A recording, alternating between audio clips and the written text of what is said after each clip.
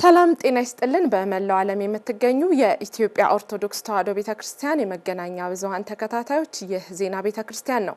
ከዜናዎቹ ጋር አብሬያችሁ የምቆየው ሰናይት ባንተ ነኝ።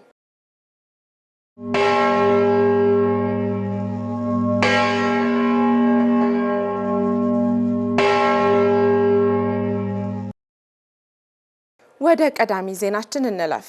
የቁልቢ ደብረ ኃይል ቅዱስ ገብርኤል ገዳም ህንጻ ቤተክርስቲያን እድሳት የደረሰበትን አሁናዊ ሁኔታ በተመለከተ በባለሙያዎች የታገዘ ሪፖርት ለቋሚ ሲኖዶስ ቀረበ።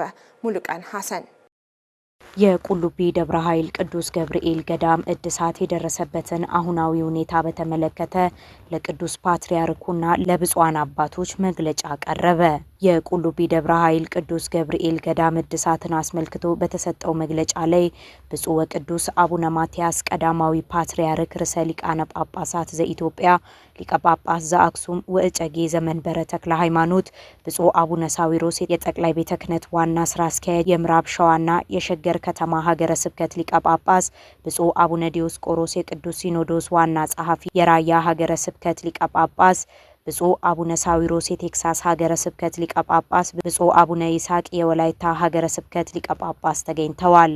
በኢትዮጵያ ኦርቶዶክስ ተዋሕዶ ቤተክርስቲያን በምስራቅ ሐረርጌ ሀገረ ስብከት በየዓመቱ በሚሊዮን የሚቆጠሩ ምዕመናን የሚሳለሙት ታሪካዊው የቁልቢ ደብረ ኃይል ቅዱስ ገብርኤል ገዳም የህንፃውን ጥንታዊነት ለመጠበቅ ምዕመናን የተሻለ አገልግሎት ለመስጠት የሚያስችል ሰፊ የእድሳት ስራ እየተሰራ እንደሆነ ተገልጿል። መግለጫውን ያቀረቡት ብፁዕ አቡነ ሳዊሮስ የጠቅላይ ቤተ ክህነት ዋና ስራ አስኪያጅ ሲሆኑ የዚህ ታላቅ እድሳት ፕሮጀክት ዓላማ በጊዜ ብዛትና በአየር ንብረት ለውጥ ምክንያት የቤተክርስቲያኑ ጣሪያ ግድግዳና ውጫዊ አካሉ ላይ የደረሱ ጉዳቶችን መጠገንና የቤተክርስቲያን ጥንታዊ የኪነ ህንጻ ጥበብ ታሪካዊ ይዘትን ሳይለቅ በባለሙያዎች የታገዘ ጥናት ማካሄድ እንደሆነ ባቀረቡት ማብራሪያ ገልጸዋል። ዛሬ የሚታየው ዘመናዊ ህንጻ ዳግም በ1954 ዓመተ ምህረት በቀዳማዊ አጼ ኃይለ ሥላሴ ዘመነ መንግስት በዘመናዊ መልክ ከተገነባ ወዲህ ላለፉት 64 ዓመታት ያህል ታላቅ ህንጻ ቤተክርስቲያን መሰረታዊ የሆነ የእድሳት ስራ አልተደረገለትም። በዚህም ምክንያት በተፈጥሮአዊ እርጅናና በአየር ንብረት ለውጥ ሳቢያ የህንጻው መዋቅር የጣሪያው መሸፈኛና የውስጥ ገጽታው ለከፍተኛ ብልሽት ተጋልጠዋል። በተለይም ዝናብ በሚዘንብበት ወቅት ጣሪያው በማፍሰሱ ምክንያት ጥንታዊ የሆኑ ስዕል አድህኖዎችና በመቅደሱ ያሉ ንዋየ ቅድሳት ለጉዳት እየተዳረጉ ሲሆን የፍሳሽ ማስወገጃው ስርዓት መዝጋትና የኤሌክትሪክ መስመሮች ሳውንድ ሲስተሞች መበላሸትም ትልቅ ተግዳሮት ሆኖ ቆይተዋል። ብፁዕነታቸው እድሳቱ በብዙ ምዕራፎች የተከፈለ መሆኑን ገልጸው የጥናትና ዲዛይን ስራዎችን በማጠናቀቅ የቤተክርስቲያኑ ዋና አካል መቅደስ፣ ቅኔ ማህሌትን የመጠገን ስራና የአጸዱና በዙሪያው ያሉ የአገልግሎት መስጫዎችን የማዘመን ስራን የሚያካትት እንደሆነ አክለዋል። የቁልቢ ደብረ ኃይል ቅዱስ ገብርኤል ገዳምን የቀድሞ ክብሩን ለመመለስና ዘመናዊ አገልግሎትን ለማስፈን የተነደፈው ይህ የህንጻ ቤተክርስቲያን እድሳት ስራ ብቻ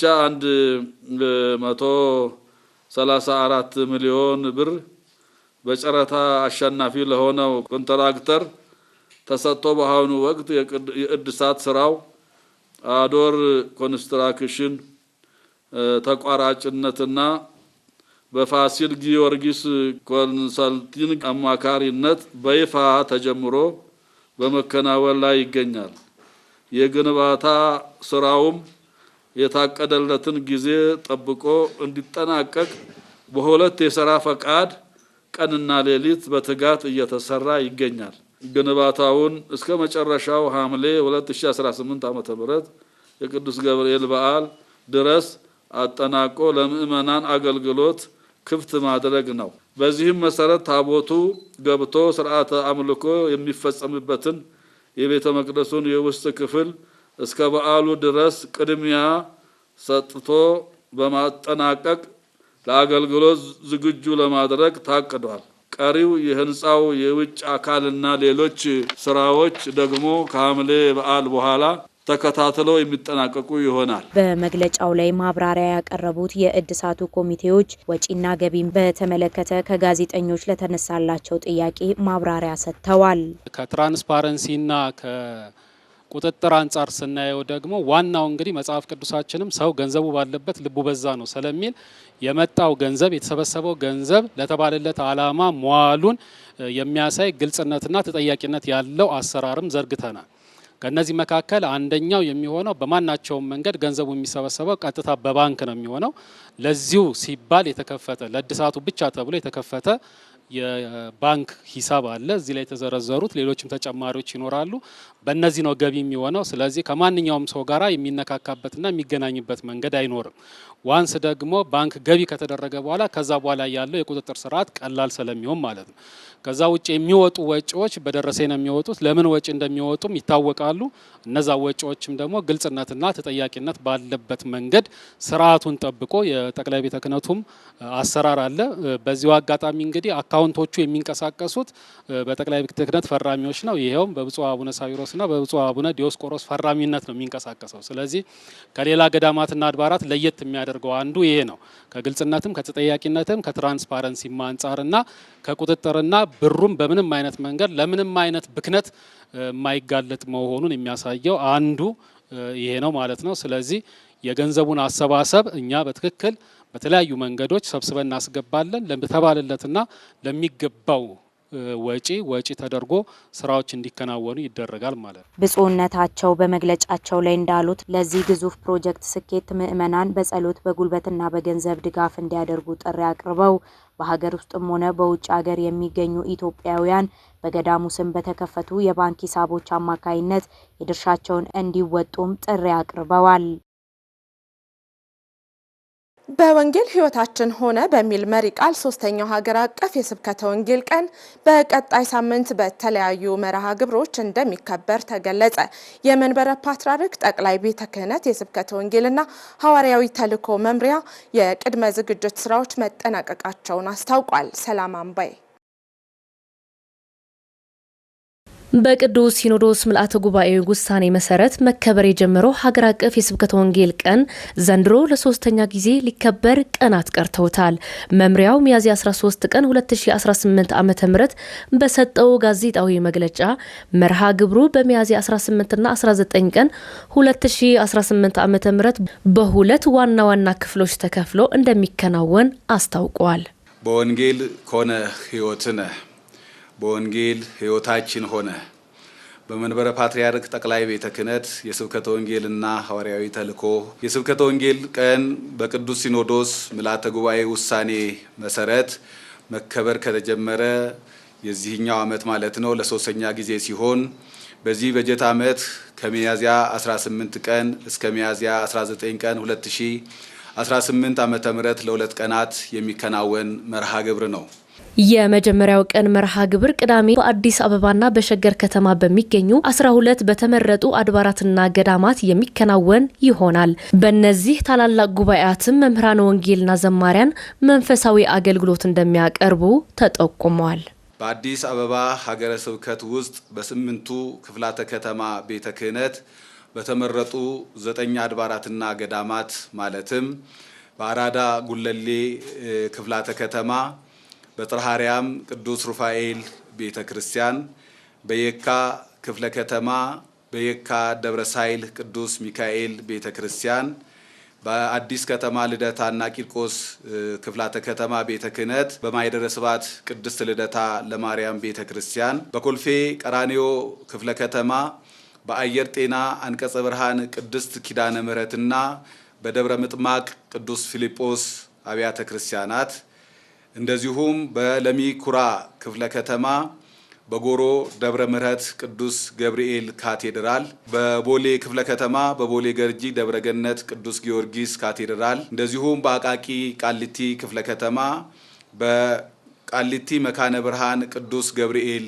ቤተ ክርስቲያን በነፋስ ስልክ ላፍቶ ክፍለ ከተማ በጀሞ ፈለገ ዮርዳኖስ ቅዱስ ዮሐንስና ቅድስት ድንግል ማርያም ቤተ ክርስቲያን እንደዚሁም ደግሞ በተመሳሳይ በዚሁ ዕለት በሸገር ከተማ ሀገረ ስብከት ካሉት አድባራት ወይንም ደግሞ ካሉት ክፍላተ ከተሞች 3 ላይ ምርጫ ተደርጓል። በዚሁ አግባብ መሰረት በዓለም ገና ደብረ ምሕረት ቅዱስ ሚካኤል ካቴድራል፣ እንደዚሁም በሁለተኛ ደረጃ በወይብላ ማኅደረ መለኮት ቅድስት ማርያምና ቅዱስ ሚካኤል ካቴድራል፣ ሶስተኛ በኮዬ ፈጬ ደብረ ኃይል ቅዱስ ገብርኤል ወይም ደጉ ቅዱስ ገብርኤል ቤተክርስቲያን ልዩ መንፈሳዊ ጉባኤያትን በማዘጋጀት በታላላቅ መምህራን ዕለቱን በማስመልከት ትምህርተ ወንጌል የሚሰጥ ሲሆን በተጨማሪም በዘማሪያን አማካኝነት በዝማሬ እግዚአብሔር አምላካችንን የምናመሰግንበት ቀን ይሆናል። በሁለተኛው ቀን ደግሞ በቅድስት ሥላሴ ዩኒቨርሲቲ አዳራሽ ብፁዕ ቅዱስ ፓትርያርኩና ብፁዕ የጠቅላይ ቤተ ክህነት ዋና ስራ አስኪያጅ እንዲሁም ብፁዕ የቅዱስ ሲኖዶስ ዋና ጸሐፊና ብፁዓን አበው ሊቃነ ጳጳሳት በሚገኙበት ሀገር አቀፍ የምክክር ጉባኤ እንደሚከናወን የተጠቀሰ ሲሆን በመጨረሻው የጥናትና የምክክር መርሃ ግብር ላይ የጋራ የአቋም መግለጫ እንደሚወጣ ይጠበቃል። ሚያዝያ 19 ቀን 2018 ዓ.ም ብፁዕ ወቅዱስ አባታችን አቡነ ማትያስ ቀዳማዊ ፓትርያርክ ርዕሰ ሊቃነ ጳጳሳት ዘኢትዮጵያ ሊቀ ጳጳስ ዘአክሱም ወዕጨጌ ዘመንበረ ተክለ ሃይማኖት፣ ብፁዕ ጠቅላይ ስራ አስኪያጅ ብፁዕ አቡነ ሳዊሮስ የደቡብ ምዕራብ ሸዋና የሸገር ከተማ አህጉረ ስብከትና የመንበረ ፓትርያርክ ጠቅላይ ቤተ ክህነት ዋና ስራ አስኪያጅ፣ ብፁዕ የቅዱስ ሲኖዶስ ዋና ጸሐፊ ብፁዕ አቡነ ዲዮስቆሮስ የራያ ሀገረ ስብከትና የቤተ መጻሕፍት ወመዘክር ሙዚየም እንደዚሁም የቅርሳ ቅርስ ቤተ መጻሕፍት ወመዘክር ሙዚየም መምሪያ የማህበራት ማደራጃና መቆጣጠሪያ መምሪያ ሊቀ ጳጳስ እንደዚሁም የመምሪያችን ሊቀ ጳጳስ ብፁዕ አቡነ ማርቆስ እንደዚሁም ብፁዓን አበው ሊቃነ ጳጳሳት የመንበረ ፓትርያርክ ጠቅላይ ቤተ ክህነት የየመምሪያውና የየድርጅቱ የሥራ ኃላፊዎች ዋናዎቹና ምክትሎቹ እንደዚሁም የአዲስ አበባ ሀገረ ስብከት ዋና ስራ አስኪያጅና የሀገረ ስብከቱ የስብከተ ወንጌል ዋና ክፍል ኃላፊና ምክትል ኃላፊ የስምንቱ ክፍላተ ከተማ ቤተ ክህነት ስራ አስኪያጆችና የስብከተ ወንጌል ኃላፊዎች በአዲስ አበባ ደረጃ የገዳማትና የአድባራት አስተዳዳሪዎችና የስብከተ ወንጌል ኃላፊዎች ከሸገር ከተማ ሀገረ ስብከት የሸገር ከተማ ሀገረ ስብከት ዋና ስራ አስኪያጅና የሀገረ ስብከቱ የስብከተ ወንጌል ዋና ክፍልና ምክትል ኃላፊ የሰንበት ትምህርት ቤት ዋና ክፍልና የክፍለ ከተሞቹ የስራ አስኪያጆችና የስብከተ ወንጌል ኃላፊዎች እንዲሁም ተጋባዥ እንግዶችና የመምሪያው አጋሮች በተገኙበት የጥናት የውይይትና የምክክር መርሃ ግብር በልዩ ሁኔታ ለሙሉ ቀን የሚካሄድ ሲሆን በመጨረሻም የጋራ የአቋም መግለጫ መርሃ ግብር የሚጠናቀቅ ይሆናል። ብፁዕ አቡነ ማርቆስ ባስተላለፉት አባታዊ መልእክት ያለንበት ዓመተ ምሕረት የወንጌል ዘመን መሆኑ ይታወቃል። በክርስቶስ ያመንን ሁላችን በመንፈስ የተወለድንበት ዕለት ልደታችን ነውና በመንፈሳዊ ተግባር ልናስበውና የቤተ ክርስቲያናችን ዕለት መሆኑን ልናውቅ ይገባል ሲሉ አስገንዝበዋል። ዛሬ ደግሞ የወንጌል ቀን ስንል መላው በክርስቶስ የሚያምን በሥላሴ አንድነት ሶስትነት አምኖ ተጠምቆ የሥላሴ ልጅ የሆነ ሁሉ ያ ሁሉ ቀን የወንጌል ቀን ነው ለእያንዳንዳችንና ምናልባት የወንጌል ቀን ሲባል እንደ ወንጌል ምንድነው ምን የተደረገበት ብለን በቸልተኝነት ሳናይ ይህ ቀን የሁላችን የቤተ ክርስቲያን ቀን መሆኑን እንድናውቅ ነው። እንግዲህ መቼም የወንጌል ቀን የምስራች መልአኩ ለእመቤታችን ከነገረበት ቀን ጀምሮ ያው የወንጌል ቀን ነው እና ስለዚህ አጠቃላይ የወንጌል ቀን ስናስብ የነቢያት ትንቢት ሁሉ ስለ ክርስቶስ የተናገሩት ብዙዎች ሳያዩት አልፈዋል። ክርስቶስ እንደ መድኃኔ ዓለም እንደተናገረው ብፁዓን አዕይንቲክሙ ለርያ ወአዛኒክሙ ለሰማ፣ የእናንተ ያዩ ዓይኖቻችሁ የሰሙ ጆሮቻችሁ ብፁዓን ናቸው እንደተባለ የክርስቶስን ልደት ከሰማንበት ካየንበት ከቤተልሔም ዋሻ ጀምሮ እስከ ቀራንዮ ወይም ደግሞ አሁን እስካለንበት አጋጣሚ ሆኖ ወርኃ ትንሣኤ ነው። የወርሃ ትንሣኤ የወንጌል ቀን ነው። በወንጌል ነው ትንሣኤው የተረጋገጠ ትንሣኤውን የተረዳንበት እና ስለዚህ ሁላችሁ መልእክተኛ ሆናችሁ የየራሳችሁን የልደት ቀን ሁሉም ሰው እንዲያስታውስ የራሱን ማለት ነው። መምሪያው በሰጠው መግለጫ ምእመናን በትንሣኤው ደስታና በቤተ ክርስቲያኒቱ ስርዓት መሰረት ዘመኑን የሚገልጥ አለባበስ በመልበስ በመርሃ ግብራቱ ላይ እንዲታደሙና የሚዲያ አካላትም ተገቢውን ሽፋን እንዲሰጡት ጥሪ ቀርበዋል። በቅድስት ሥላሴ ዩኒቨርሲቲ የሚገነባው ሁለገብ ህንፃ ትልቅ ኢኮኖሚያዊ ፋይዳ ያለው ቤተ ክርስቲያን ለሀገር የምታበረክተውን አስተዋጽኦ የሚያሳይ ታላቅ ፕሮጀክት መሆኑን ብፁዓን አበው ሊቃነ ጳጳሳት ገለጹ። መምህር ጌታቸው በቀለ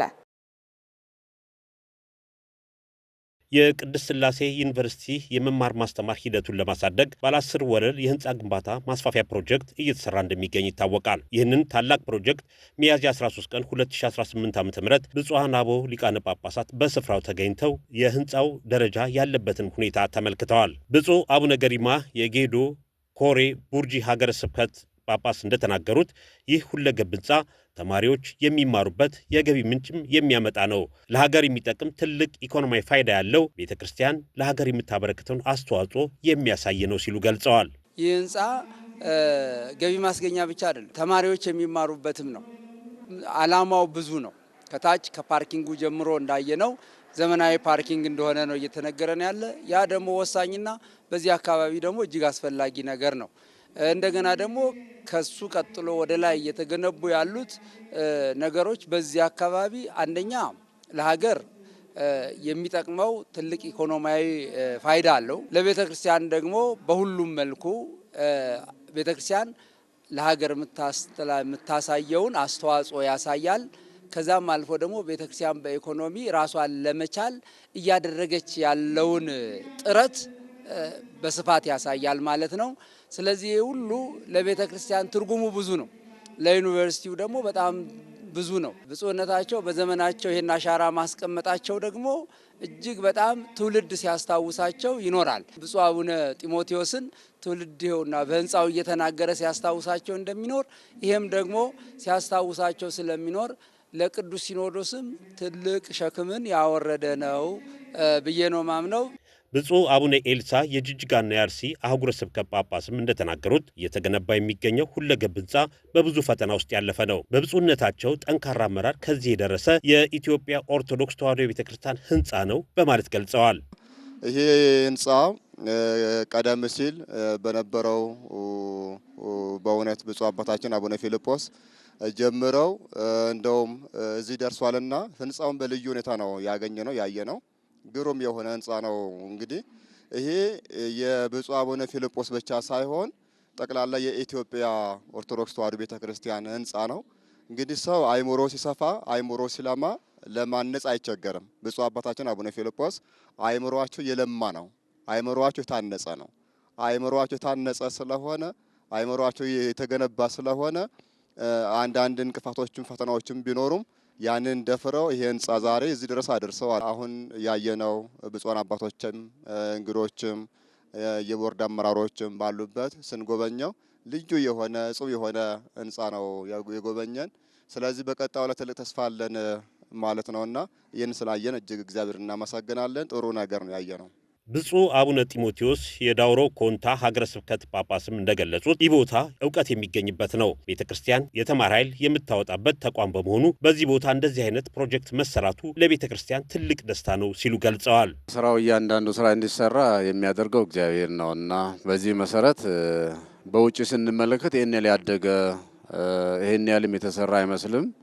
አሁን ግን ገባ ብለን ስንመለከተው በትንሽ ጊዜ ውስጥ በጣም አድጎ ከፍ ብሎ የታየበት ነውና በዚህ ቦታ መተን ይህን ደግሞ ስናይ የበለጠ ውስጣችን የረካበት ነው። ወደፊት ደግሞ የበለጠ ተሰርቶ ደግሞ ፍጻሜውን ለማየት እንጓጓለን። ያ ማለት ምንድነው? ይህ ቦታ ሰው የሚተከልበት፣ ሰው የሚዘራበት፣ እውቀት የሚገኝበት፣ ነገ ቤተክርስቲያኒቷን የተማረ ኃይል የሚረከብበት፣ የሚያውቅበት፣ አውቆ ሌላውን ለማሳወቅ የሚተጋበት ስፍራ ስለሆነ ለቤተ ክርስቲያናችን ትልቅ ደስታ ነውና በዚህ ቦታ ተገኝቼ ዛሬ ይሄንን በማየቴ ልዩ ደስታ ነው የተሰማኝ። የቅድስት ሥላሴ ዩኒቨርሲቲ በርካታ ሊቃውንትን፣ ምሁራንን፣ ካህናትን ያፈራ ተቋም ነው። በዚህ በማስፋፊያ ፕሮጀክቱ ሁሉም ኢትዮጵያውያን ምዕመናን፣ በጎ አድራጊዎች የበኩላቸውን አስተዋጽኦ ማበርከት ይገባል ሲሉ ብፁዓን አባቶች መልእክታቸውን አስተላልፈዋል። ምዕመናን ለዚህ ተቋም አንደኛ በትምህርት በእውቀት ደረጃ ልጆቻችን እውቀትን እንዲያውቁ እነርሱም እንዲያውቁ ከዚህ በላይ ይሄ ዩኒቨርሲቲ ትልቅ ስራን እንዲሰራ በመንፈሳዊም ረገድ ሆነ በየትኛውም መልኩ እንዲሰራ ትልቅ አስተዋጽኦ ስለሚያደርግ ለዚህ ህንፃ ያላቸውን የእውቀትም የገንዘብም የሐሳብም ሁሉን ነገር በማድረግ ከጎን ሊቆሙ ይገባል ብዬ አስባለሁ። ቅድስት ሥላሴ ዩኒቨርሲቲ በእውነት በዚህ ቦታ ላይ ያልተማሩት የዲያቆናት፣ ያልተማሩት ቀሳውስት፣ ያልተማሩት ዶክተሮች፣ ያልተማሩት ብፁዓን አባቶች የሉም። በዚህ ቦታ ላይ ሁሉም ተምረዋል ማለት ይቻላልና በዚህ ቦታ ላይ በእውነት ተምረው ዲግሪያቸውን ማስተርሱን እንዲሁም ደግሞ ዶክተሬቱን ያልተማሩት የሉምና ይሄ ህንጻ የሁሉም ነው። በእውነት ይሄንን ህንጻ ለመገንባት በአገር ውስጥም ከአገር ውጭም በእውነት ያገለገሉበት የተማሩበት የአይምሮአቸውን ያነጹበት ትምህርት ቤት ነውና በዚህ ሁሉም ቢሳተፍ ነው የምንለው።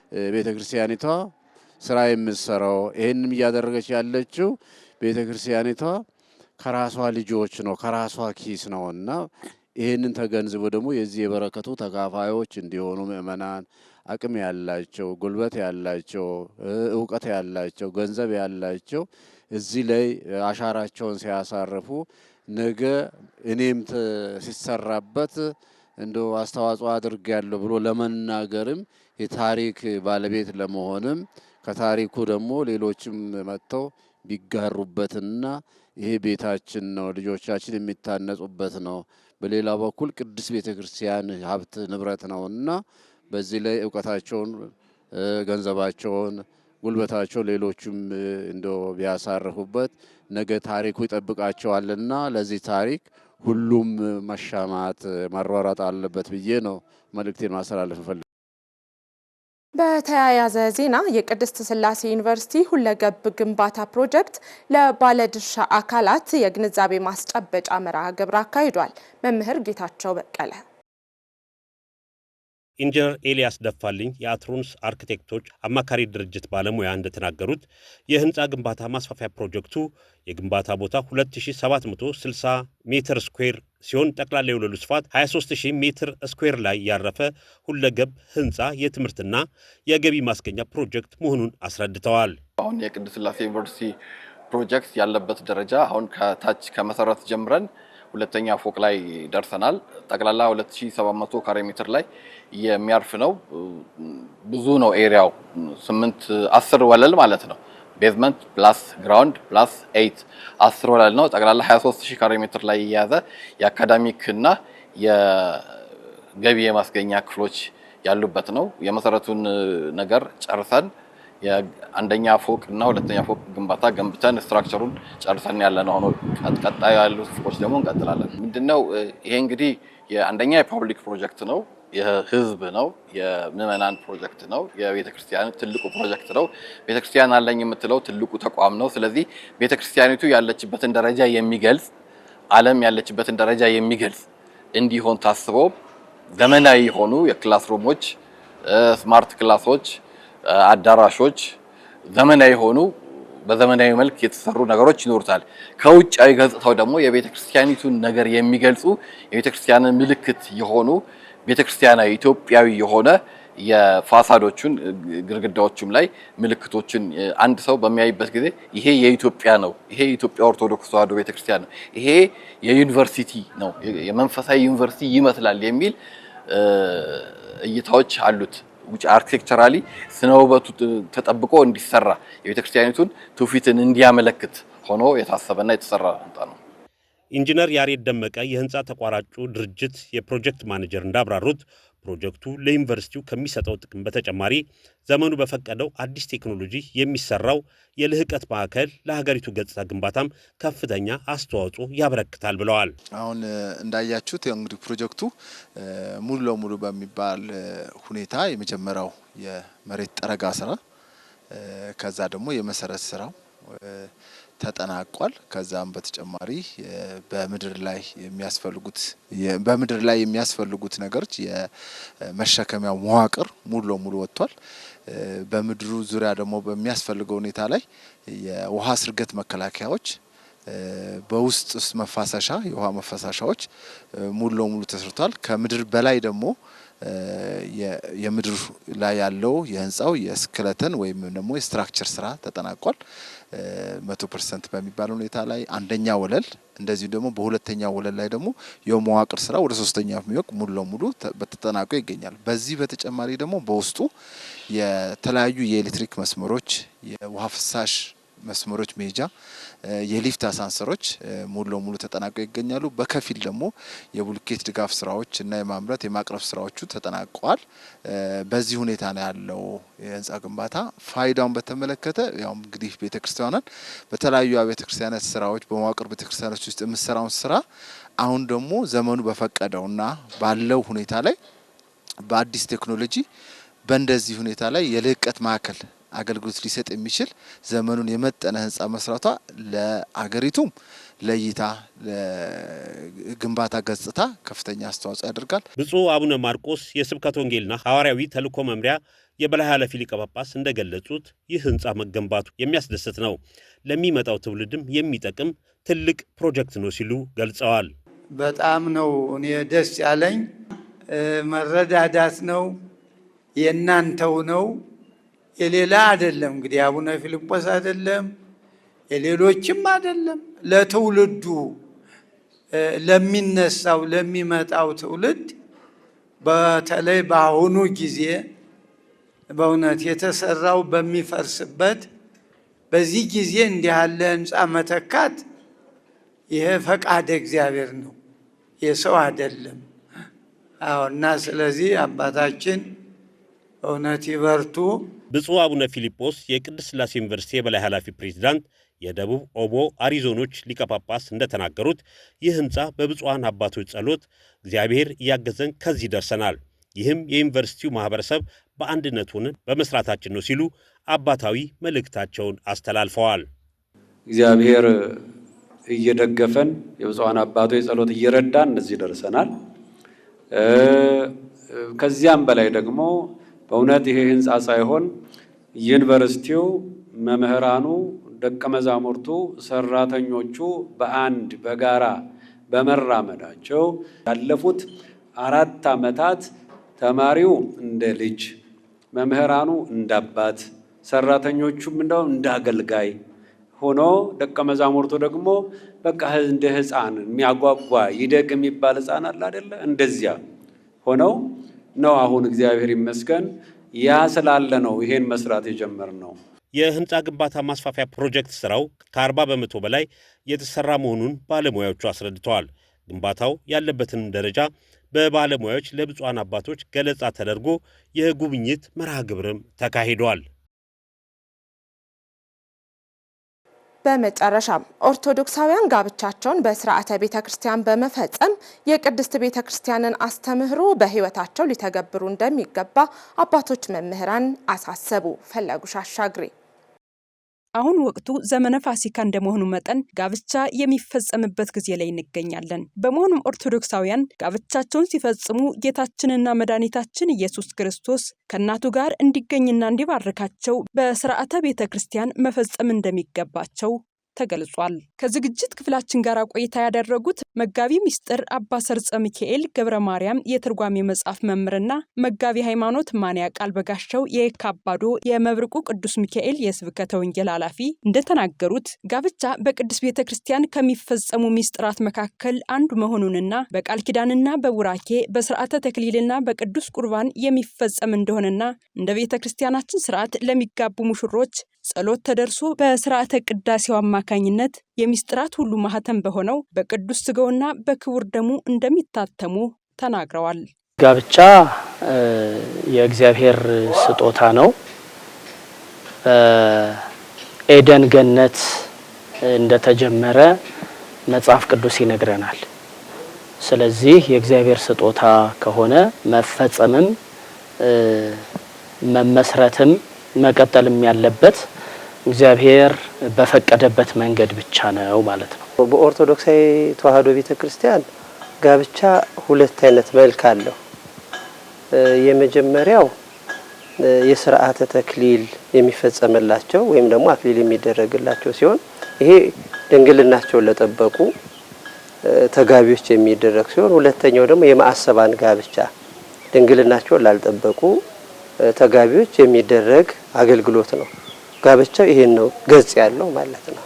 መምህራን አባቶች አክለውም ጌታችንና መድኃኒታችን ኢየሱስ ክርስቶስ ከእናቱ ጋር በቃና ዘገሊላ የሰርግ ቤት በመገኘትና ጸጋውን በመስጠት ሰርጉን እንደቀደሰ ሁሉ የዛሬም ኦርቶዶክሳውያን ጋብቻቸው የተባረከና የጸና እንዲሆን በፍጹም መንፈሳዊነት ሊፈጽሙ እንደሚገባ ገልጸዋል። ጥሪው መጀመሪያ ራሱ ሲጠራ መንፈሳዊ ጋብቻ እግዚአብሔር እንዲኖርበት ንስሐ አለው። በንስሐ አባት በምክረ ካህን የሚፈጸም ነው። ንስሐውን ከጨረሱ በኋላ ነው ወደ ስርዓተ ጋብቻው የሚሄዱት ማለት ነው። ስለዚህ በዚህ መስመር ውስጥ ላይ ሰው ንስሐ ሲገባ ሲጸጸት እግዚአብሔር ከእርሱ ጋር ይኖራል በህይወቱ ውስጥ ማለት ነው። እግዚአብሔር ሲኖር ደግሞ እናቱ ድንግል ማርያም ትገኛለች። የዮሐንስ ወንጌል ምዕራፍ 2 ላይ ያለው የቃናን ሰርግ ማስታወስ ለዚህ አብነት የምናደርግበት ጥቅስ ነው። አምላካችን ቅዱስ እግዚአብሔር የሚገኝበት ጋብቻ ተገኝቶም እንዲባርክላቸው ነው ዓላማው። እግዚአብሔር የሚገኘው ጋብቻቸው እንዲባርክላቸው እንዲፈቅድላቸው ነው። ስለዚህ እንዲህ አይነት ጋብቻ እንዲፈጸም ሰው ከመጋባቱ በፊት ይህንን ህይወት እኖርበታለሁ ብሎ ካሰበበት ጊዜ ጀምሮ ከጋብቻውም በኋላ እንዴት አይነት አኗኗር መኖር እንዳለበት ሚስጥረ ጋብቻን በደንብ አድርጎ መማር ይገባዋል። ሰርጋቸውን በስርዓተ ቤተ ክርስቲያን የሚፈጽሙ እንዳሉ ሁሉ ጌታችን ያከበረውን ሰርግ ከሰዓታት በኋላ ዳንኪራና ጭፈራን የሚቀላቅሉ ሰዎች አሉ። እንደዚህ አይነት ነውር ተግባር በቤተ ክርስቲያናችን ዘንድ በፍጹም የተከለከለ እንደሆነ ተገልጿል። ኢትዮጵያውያን ሁሉ አማረሽን ገበያ አታውጧት ይላሉና ሁለቱም አይቅርብን አይነት ነው እየተደረገ ያለው። ይሄ ነገር ግን ከምንድነው ሊመነጭ የሚችለው የሚለውን ስናይ አንደኛው ሃይማኖታዊ ትምህርት ካለማወቅ ነው። ካለመረዳት በነገረ ሃይማኖት ያለመታነጻቸው ነው የሚያሳየው። ያው ጋብቻ አንድ ነው። እግዚአብሔርን ካስገባን በኋላ ላይ ወደ ዘፈን መሄድ ብርሃናት ዓለም ቅዱስ ጳውሎስ ለገላትያ ክርስቲያን በጻፈው መልእክቱ ምዕራፍ 5 ቁጥር 19 ላይ የሥጋ ስራ ብሎ ካዘረዘራቸው አንዱ መንግስተ እግዚአብሔር የሚያስገባው ዘፋኝነት ነው። ስለዚህ ያጋንንትን ጽዋ ከእግዚአብሔር ጽዋ ጋር አንድ ማድረግ ይሆንብናል። ስለዚህ አንድ ላይ በስርዓተ ቤተ ክርስቲያን ከተጋቡ ሁሉ ነገር ሙሉ ነው። እኛ ዓለማዊን ነገር ስለምንናፍቅ የእውቀት ማነስ አንዴ በዚህ ከተጋቡ በኋላ ላይ በንጋታውም ከከሰዓትም በሳምንቱም አይደረግም። በቃ በጀመሩበት መዝለቅ ነው። ምክንያቱም እግዚአብሔር እንዲገኝበት አንዴ ስለጋበዘን ማለት ነው። ተጋቢዎች ከጋብቻ በኋላ የሚገጥማቸውን ችግር በጽናት ለማለፍ በጸሎት መትጋት እንደሚገባና ወላጆቻቸውን በተለያዩ መልካም ነገሮች በማገዝ ከጎናቸው ሊሆኑ እንደሚገባ አባቶች ተናግረዋል። ሙሽሮች ለሚገጥማቸው ነገር አዲስ ህይወትም እንደመሆኑ መጠን አዲስ መንገድም አዲስ ምዕራፍም እንደመሆኑ መጠን ጸሎት ያስፈልጋቸዋል፣ ምክረ ካህን ያስፈልጋቸዋል ለሙሽሮች ማለት ነው። ከዚህ ውጪ ሁለተኛ የወላጆች ሚና በዚህ ላይ በተጋቢዎች ላይ ምን ይጠበቃል ሲባል የመጀመሪያው ጠልቃ ገብነት መግባት የለባቸው ወላጆች። ተጋቢዎች የራሳቸውን ውሳኔ እንዲወስኑ መፍቀድ መቻል አለባቸው። እኛ ያልነውን ብቻ ተቀበሉ ማለት የለባቸውም። ከቻሉ በእነሱ ህይወት ተሞክሮ መልካም የሚሉትን በጎ የሚሉትን መንገርና ማሳወቅ መጥቀስ ይጠበቅባቸዋል። ጋብቻ ፈቃድ እግዚአብሔር መሆኑን መረዳት፣ በራስ ስሜት ብቻ የሚወሰን እንዳልሆነ ማወቅ ይሄ መሰረቱ ነው። በእግዚአብሔር ፈቃድ ስመ እግዚአብሔር ጠርቶ የጀመረውን ጋብቻ ግን እስከ ፍጻሜው ድረስ ደግሞ እንዲዘልቅበት ደግሞ መበርታት ይገባዋል። አንድ ወታደር የሚሰለጥነው ውትድርናውን ሙያውን አውቆ በቤቱ ቁጭ እንዲል አይደለም፣ ሀገር እንዲጠብቅበት ነው። ስለዚህ ምእመናንም የጋብቻ ትምህርት የሚማሩት ከአጋንንት ጋር በዛ ህይወት ውስጥ ሲኖሩ የሚገጥማቸውን ፈተና ድል የሚነሱበትንም ጥበብ ጭምር ከቅዱሳት መጻሕፍት ያገኛሉ። ውድ ቤተሰቦቻችን ለሰዓቱ ያዘጋጀናቸው ዜናዎች እስካሁኖቹ ነበሩ። ከቀሪ የኢትዮጵያ ኦርቶዶክስ ተዋሕዶ ቤተክርስቲያን የመገናኛ ብዙሃን መርሃ ግብራት ጋር መልካም ቆይታ እንዲሆን እንመኛለን። ሰላም።